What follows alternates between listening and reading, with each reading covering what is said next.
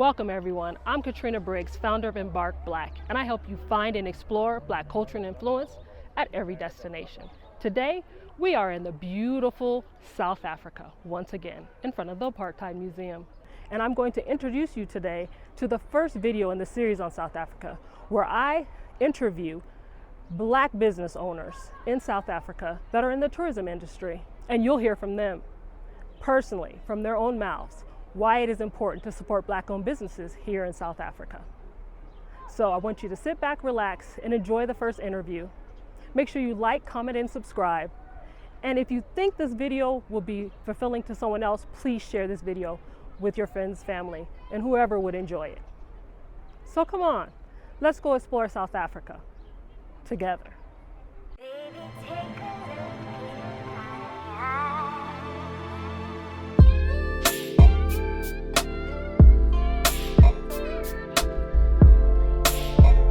Hello everyone, I'm Katrina Briggs, the founder of Embark Black, where we help you find and explore Black culture and influence at every destination. Today we're here with Isaiah in his home place of birth in Mpumalanga, South Africa, another Black-owned business. And I'm going to let him introduce himself and tell you a little bit about his background and his business. Isaiah? Morning, everyone. This is Isaiah Mabilo.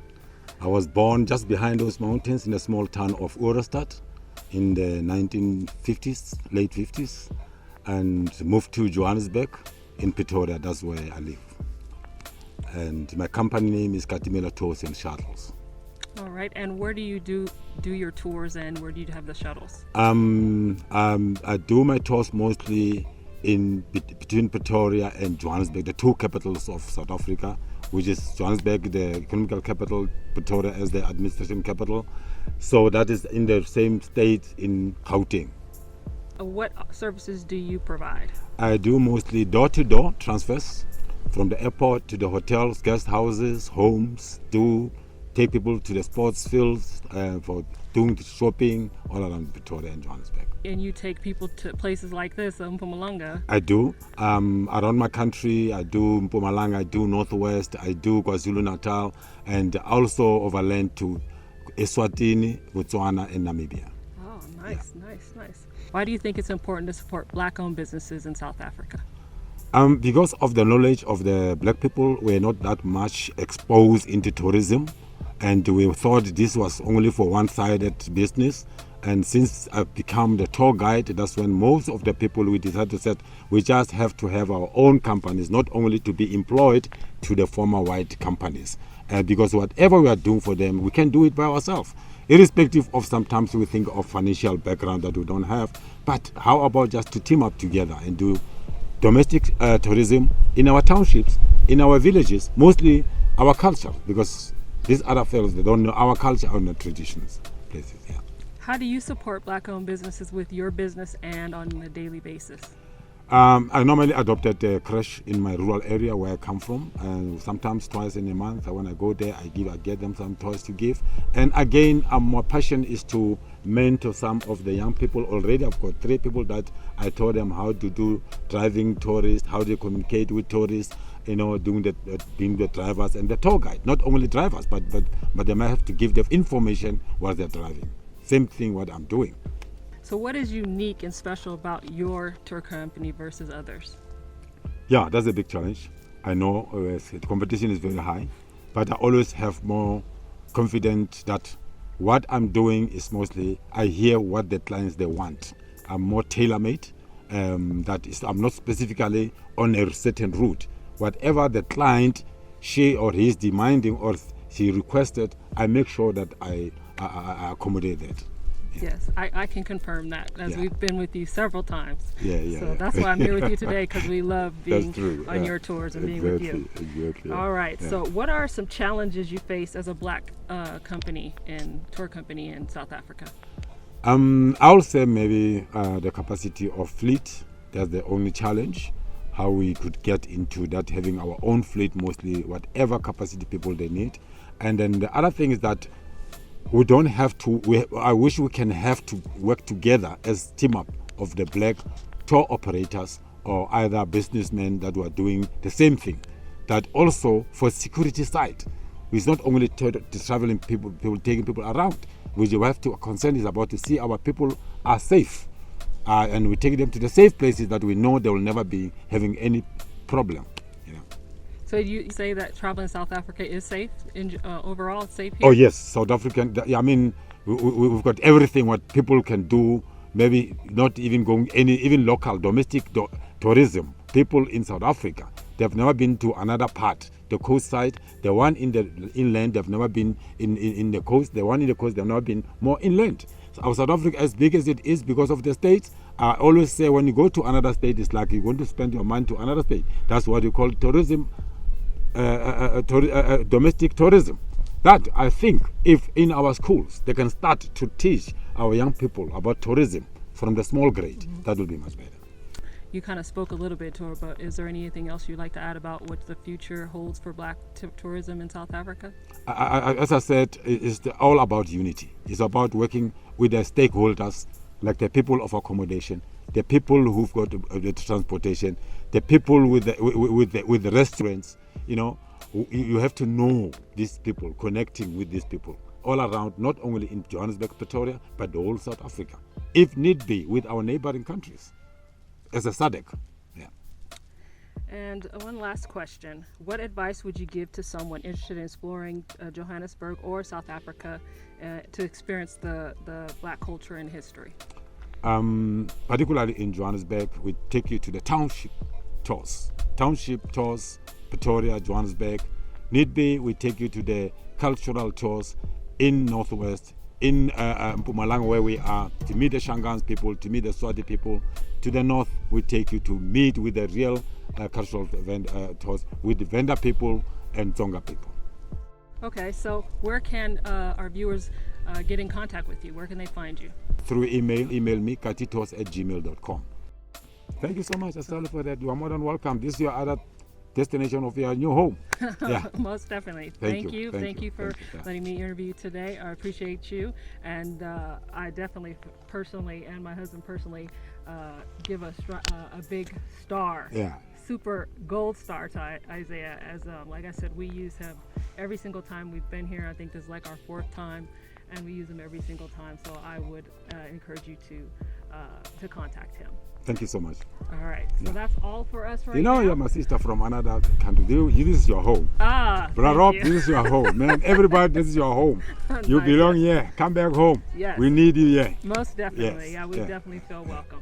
So thank you, everyone, and I hope you continue to watch. And please, if you like this video, please hit the like button and also subscribe. And if you found this helpful, please share this video and make sure you hit the button that lets you know when we launch other videos. And thank you for being with us today. Again, I'm Katrina Briggs and founder of Embark Black.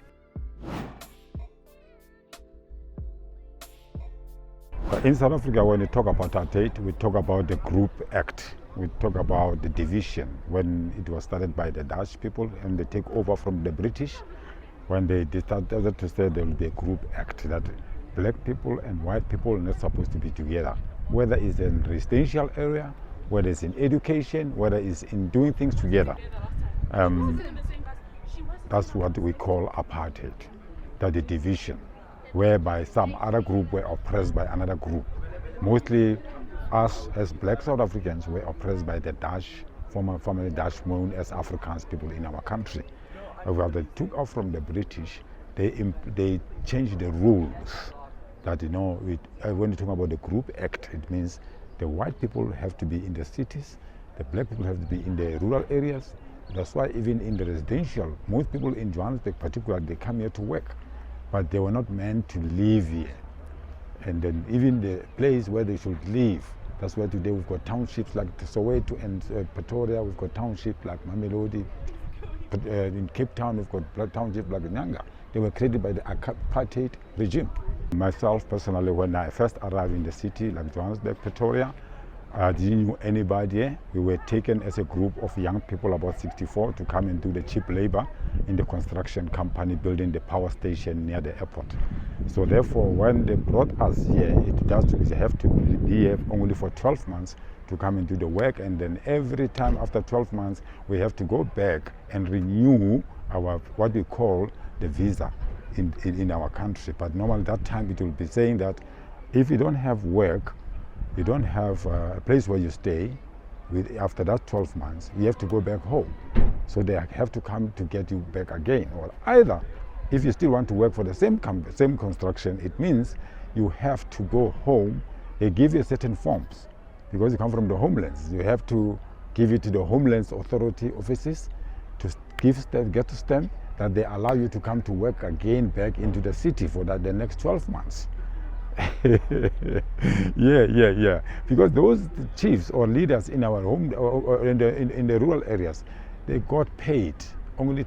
So it means I was working 2 rands to come to work here from a tribal authority side. Yeah.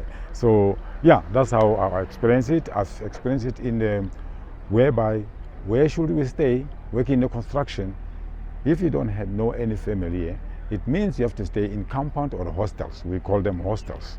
The hostel is only men who work there, but not the miners. They live in the compound because they normally work near to the mines, so they don't allow to travel with anyone. But with us, working for construction or industrial area, you have to live in the hostels because if you apply for a house, you have to get married. That's why you can have a house. But remember, not owning the house, but renting it out for that particular room.